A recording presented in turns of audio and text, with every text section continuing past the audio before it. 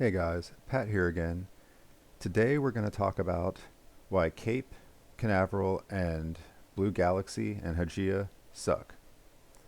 Now before I get going, if you find this video helpful or anything useful in it, please give me a like and subscribe to my channel because I've got more of this stuff coming.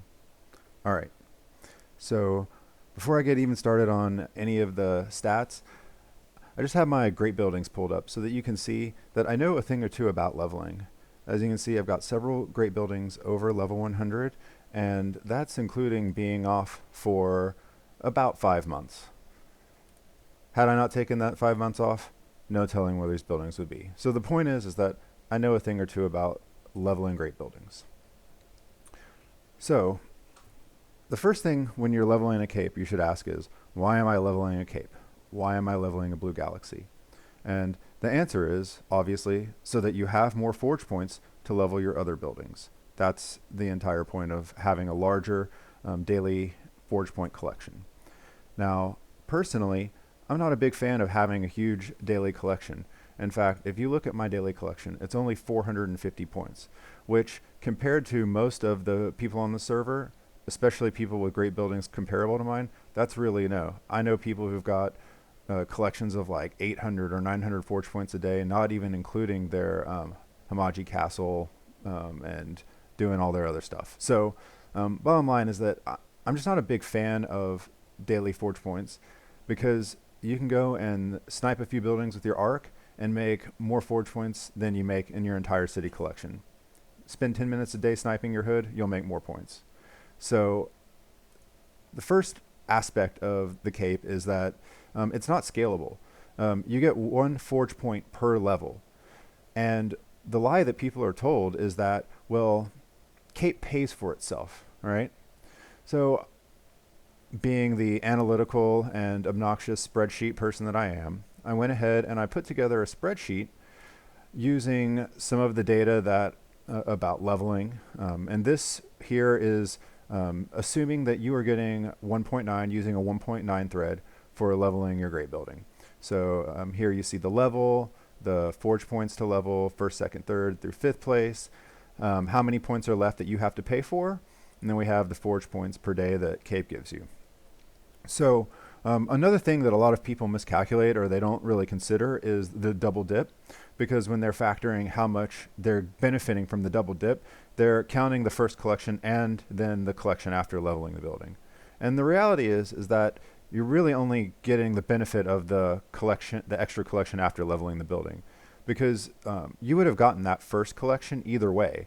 So it's not really an extra benefit to you. It's only the collection from leveling the building itself that is an additional bonus from the so-called double dip.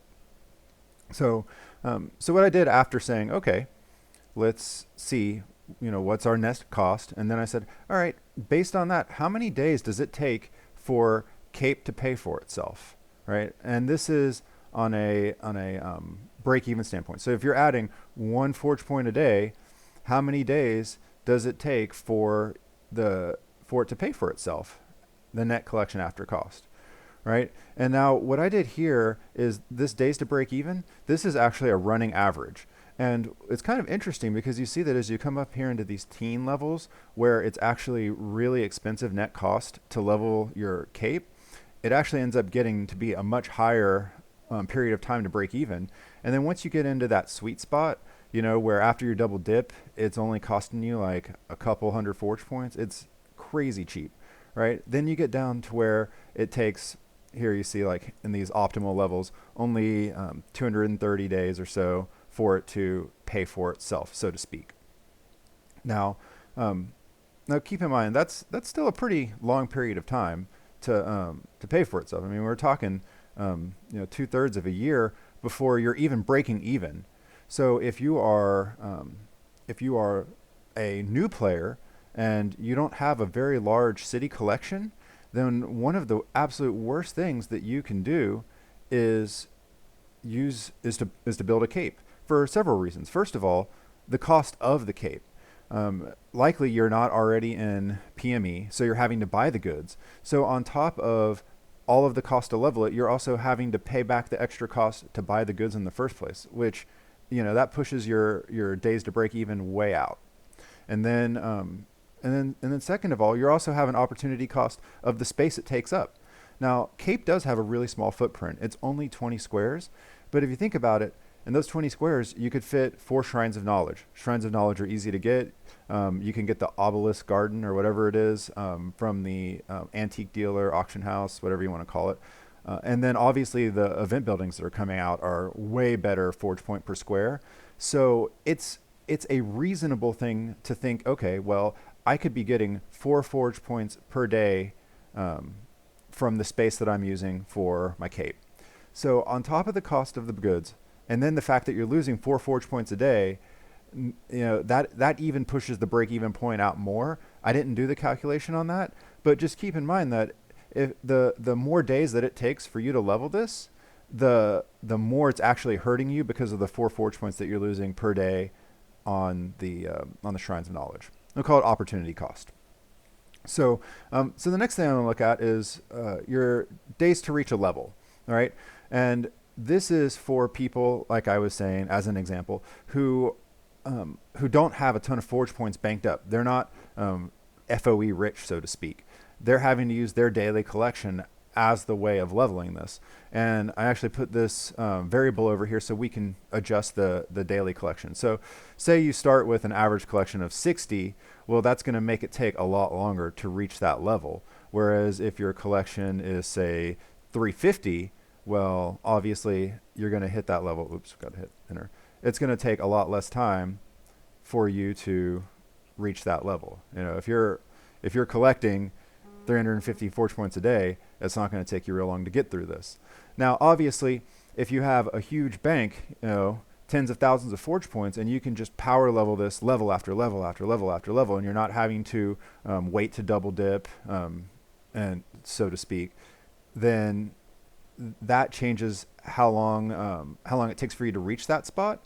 But I'm speaking primarily to a less advanced player who's first starting out, who doesn't have all their other buildings leveled, who maybe just got their arc to level 80, maybe they're on their way to getting their arc to 80. So they're not quite at that rich kid forge player yet. Now, let's go back to this guy. And we're just gonna say 100 is the daily average. That could be higher. I'm just throwing a number out there. So you've got 2 pieces that are affecting how quickly Cape is helping you. First of all is how many days does it take to reach it? And then after that, how many days does it take to pay for itself, right? Because as you're going through these levels, here you see, okay, if it's going to take me 17 days to reach level 8, okay, because of your daily collection, and then it's going to take another 200 and some odd days to break even, you're looking at here almost 200 days just to pay for itself and break even, not including buying goods, not including the opportunity cost, right? So if you start getting down here into the ideal prime levels, which to me I consider level 60 to be basically the optimal level to take your cape. As you go past that, it starts to get steeper and steeper. So it's kind of like, is it even worth the effort? So here, for a average player, 100 forge point collection, it's going to take over a year just for them to level the building and then break even, right, on the cost. So literally what you have done by putting in a cape and leveling it is that you have actually stunted your growth by almost a year.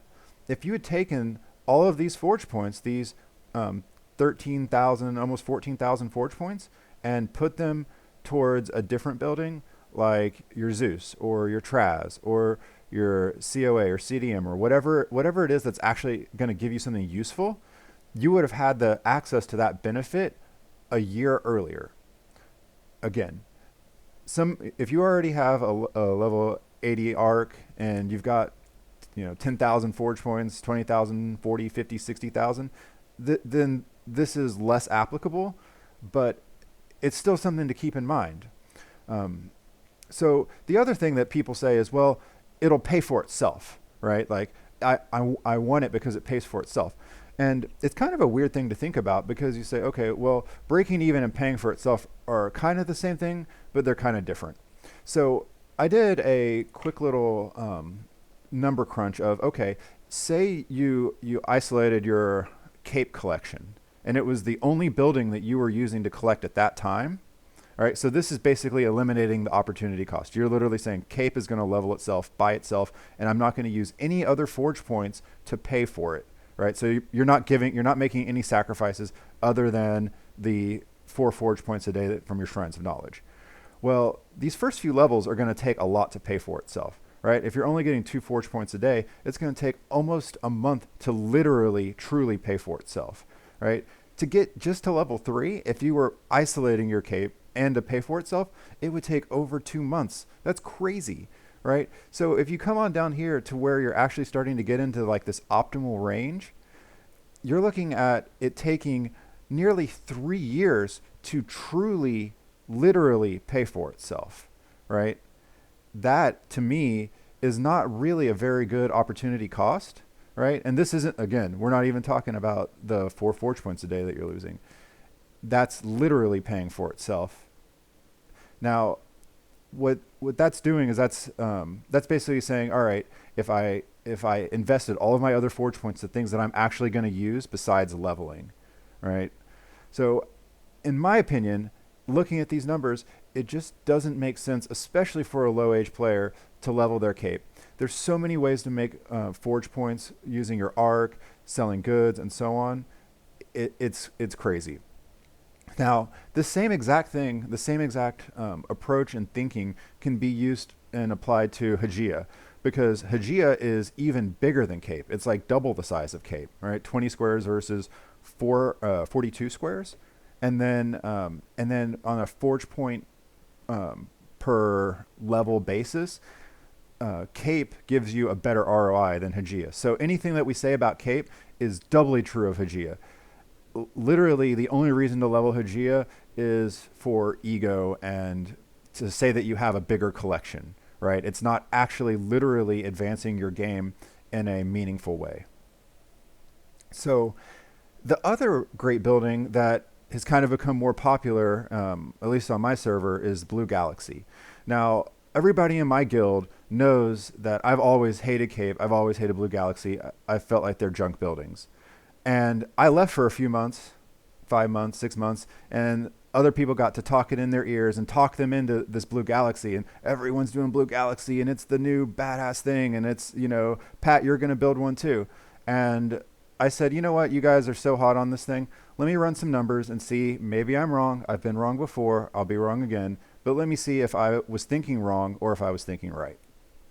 So I did some crunching. Again, same deal. I'm going to hide these so that we can see it a little better. Where's the hide button here? I don't see it. I'm just going to delete them. Oh, no, I did see it. Huh. There we go. Boom. So now we can see more of it. All right. So here we go. Forge points to level. And then I think I hid the cost.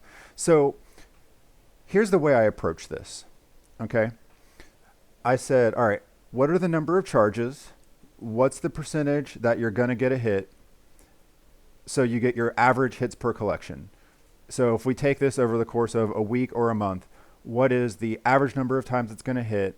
And what's the average benefit on a per collection basis that you're going to get? Now, it's a little bit tricky to calculate because it completely is dependent on the buildings that you have, right? If you are a diamond player and you have a ton of event buildings that are giving you 10 or 12 forge points per collection, then obviously your average forge points per building are going to go up.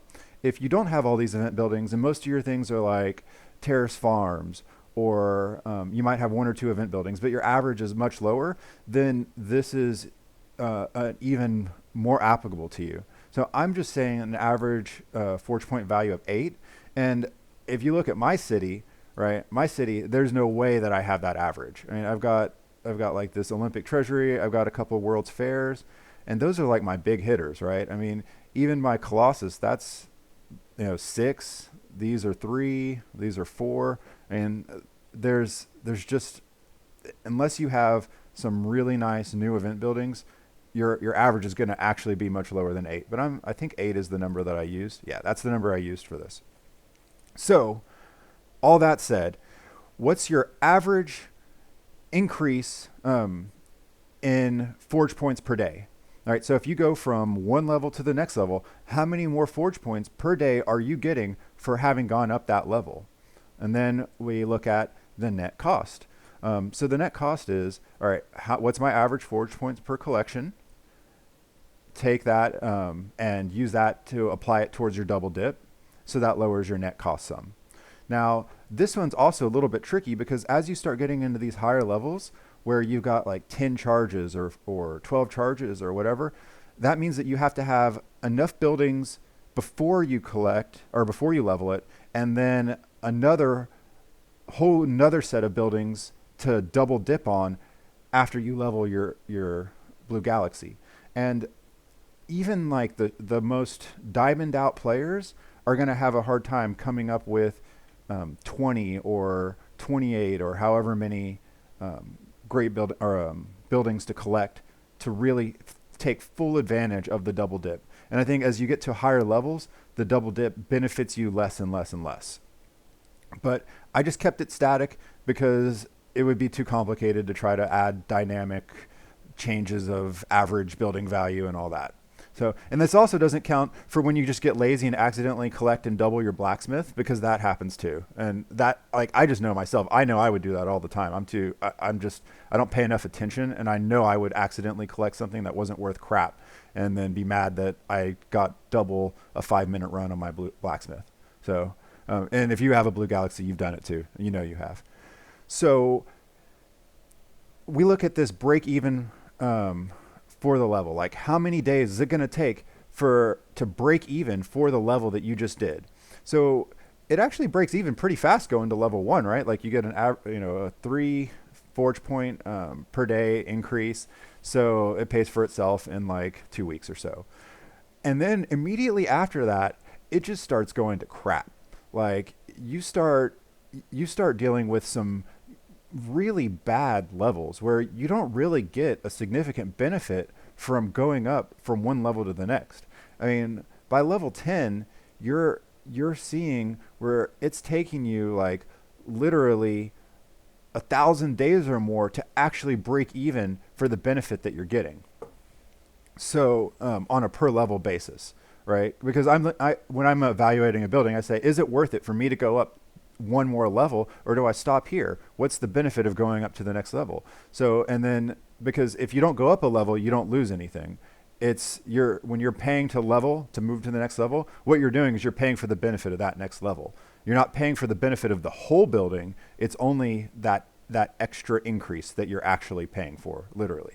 So then you've also got these levels where your number of charges and your percent doesn't change, right? Like you've got these levels here where you go from 12 to 13, 13 to 14. Well, there's no benefit in going up that level. You don't get an increase in charges. You don't get an increase in percentage. So you literally get nothing for doing that level. It's just like on your attack buildings, how every other level you get an extra percent. It's the same thing here, right? So I actually had to do a correction because we have these divided by zeros for these levels where you literally get nothing. And what I did to correct it is I basically said, all right, the cost to get to this benefit here is all of the previous levels where you didn't get a benefit.